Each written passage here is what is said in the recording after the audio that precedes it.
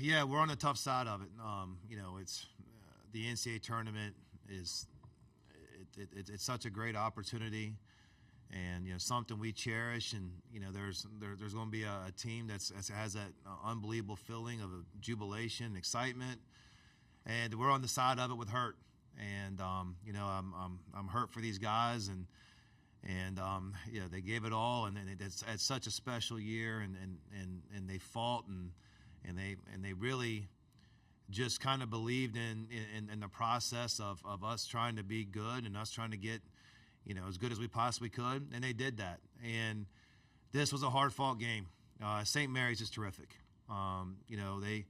They made plays, whether it was guys who don't shoot threes making threes or rebounds or whatever else, and a lot of times it comes down to something like that in those situations. But I thought we had a couple good looks at the end. I think Jason Edwards' shot was a really good shot. He probably makes that 75% of the time, and that was a good one. And Devin had to rush one up. That was not a great shot because it was hard, but so you're hoping for that moment to be able to make one of those, but we didn't. So it's a hard ending to a special team, a special group that believed in us this year and helped do a lot of good things for Vanderbilt basketball and Vanderbilt University.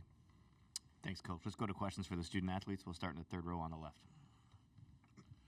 This question is for both Grant and Devin. Just their size and physicality. How much did that, as the game wore along, where did it get into your legs a little bit as that game progressed? Grant, you want to start us out? I would say, I wouldn't say just as the game goes on, that was our main focus, is taking care of the glass, and I think we did a great job of that in the first half. And I think that's easier to do when our bench is by them and our coaches are telling us what to do. But I think part of us lost our focus in that second half, and we gave them some easy looks on offensive rebounds. Devin? Yeah, I would say our main emphasis coming into the game was rebounding. I thought, like Grant said, I thought we did a tremendous job in the first half. But, like you said, I guess the fatigue, they were deep. They had a couple bigs that came in and out of the game. And, they got some offensive rebounds and defensive rebounds that helped them win down the stretch. Additional questions for the players. Second row left, please. Grant, I guess with that being your last college basketball game, just what are the emotions for you? How do you reflect on playing college basketball as a whole? It's one of those things where the days go by slow and the years go by fast. It's like a blink of an eye, and I can remember as my freshman year. I was incredibly fortunate to be able to play my fifth year, especially under Coach B and my fellow teammates like Dev. And so the emotion, I'm pretty down right now, but I'm also extremely grateful for the opportunities I've been given. Back to the third row. Grant, Chris Eastland, Akron Beacon Journal, just kind of off of that, the last game being played, right in in your backyard, near your hometown, just does that add anything to the emotions you're feeling now, or I mean, would it matter whether it was here or Seattle or wherever? I mean, it's always great to be back home, but at the end of the day, a loss is a loss. So it's the last time we're going to be suiting up with these guys. It's unfortunate, but yeah. Anything else for the players before we let them go back to the locker room? Oh, okay, right back to the second row.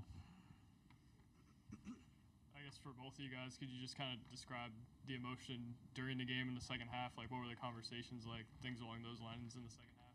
Devin, want to take that one? Yeah, we were just trying to keep playing our brand. In the first half, I thought we played very well.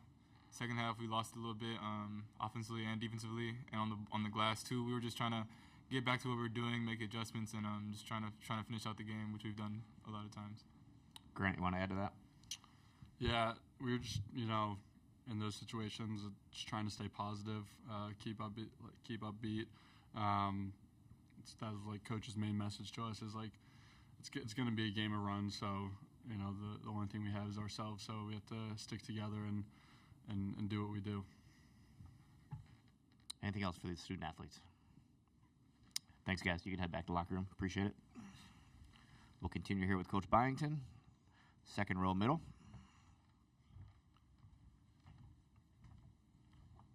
Yeah, Mark, how much of a difference did the size difference make in this game in terms of rebounding and just what they were able to do height-wise? And how difficult has that been all season to kind of overcome that for you guys? Yeah, I mean, it's one of those things we know who we are, and we got to compensate it in certain ways.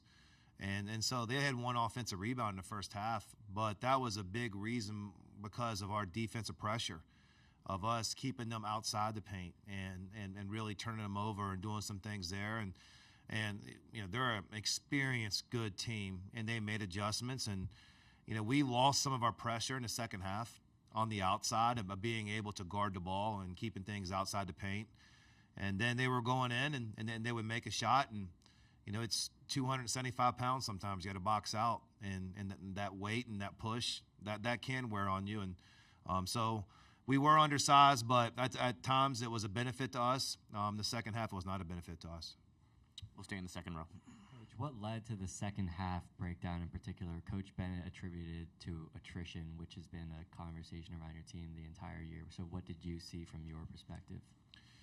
Yeah, I mean, it was we started the second half off well. We just lacked energy, the defensive presence, the defensive energy in the second half. And, it's not something uncommon where a good team's going to make a run, make a push. I think there were some plays there that are kind of out of character for them, and, it took a lot out of us. I mean, Ross hasn't made a three in at least 5 games. And he made 2 of them, and one of them they threw it at his foot, and he picked it off of his foot and shot it in. And Saxon makes a 3 into the shot clock, his first 3 of the year, and those things kind of happen, and sometimes these moments, and we got to overcome them. And we overcame a lot of those things. We had a chance to win in the second half, and there was some things that we did not overcome, and we missed free throws in that run. We missed some shots around the rim. We missed some open threes. It was a lot of things there. One of the things I think this team, really wants to win and really cares about winning. And I think sometimes you kind of see it. They want it so bad that, they press. And, as a coach, I never could quite get the button there pushed of get them to relax and be in a possession. And with a new team, that's kind of hard sometimes. We didn't quite know where to go. Jason Edwards was making some plays, and then I think he wore down, and we were trying to find some different avenues out there, and just didn't find enough. I think really it was probably more about St. Mary's finding a way, making some plays, getting the rebounds. And, we made some mistakes and didn't make ours, but I think the credit belongs to them. Back to the third row on the left, Coach. Mark, you've talked about St. Mary's physicality. What are you unable to appreciate about it until you actually get out there on the floor and have to handle it for a full 40 minutes? Yeah, I mean it is the size, and a lot of international players, and they play a physical brand of basketball, and we're used to a physical league, and they just have different ways to kind of take advantage. It's angles, it's wedging a guy under the rim for a rebound. It's screening hard, and kind of it's the body blows throughout it. And that's good players. That's a well-coached team. And I think those body blows got us, at certain points. I think we wore down on it. And it is one thing when those guys are that size, they're not losing any weight or getting any shorter throughout the game. I mean, the big fella in there is going to be 275 pounds all the way through, and he's a handful, but it really wasn't that in particular. I really think it was the fact that we couldn't keep Ross out of the paint in the second half, and I think he made some timely threes, and there was some timely rebounds, of 50-50 balls that we just didn't come up with. Fourth row on the right here, Coach. Coach, one of the things we heard in the locker room over and over again a few minutes ago was this group was special despite the fact that they were a whole bunch of different players from a whole bunch of different programs coming to a new program with a new head coach. What was the secret sauce to putting this together this year with basically no continuity?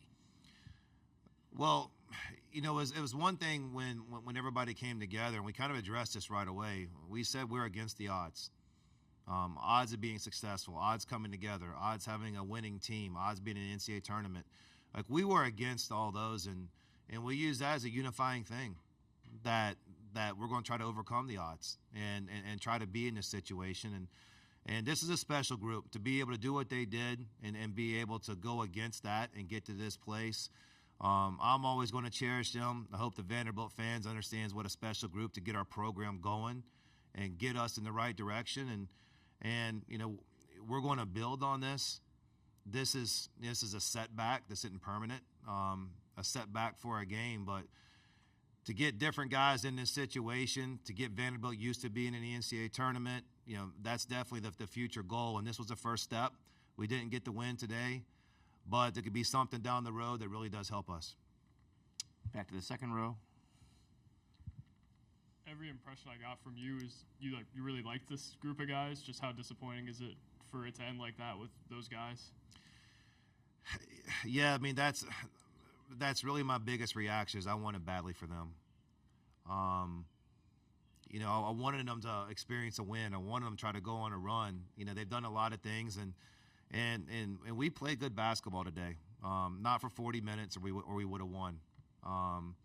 But to have them ready to play, ready to compete, and in this moment, I wanted it for them. And you know, it's always the hardest locker room you ever have as a coach when you have players who finish their college eligibility. And, you know, we have that with Chris and Grant and AJ. And those are emotional. Those are hard, knowing that's the last time that I get a chance to coach them, and appreciative of them and everybody else. But that's a really tough feeling for a coach. Back to the second row. Do you anticipate Kijani Wright being with the team next season? He's on his way back of getting healthy, and that's our number one thing. Do one more here on the left. Now that you don't have to build a roster with 11 transfers, just what is this offseason going to look like for you? How refreshing is it to not have to do that again?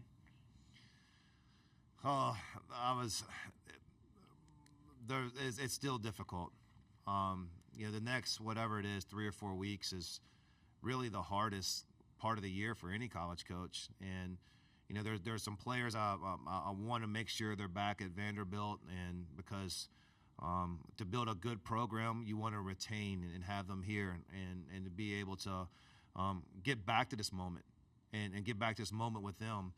But the next 3 or 4 weeks are extremely difficult in college basketball, and there's meetings and with the players that want to be back here. We want to understand that you know, we don't want this feeling ever again.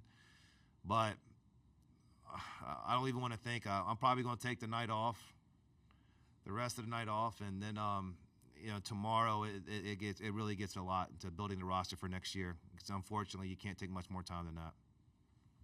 Coach, we appreciate your time. All right, thank you.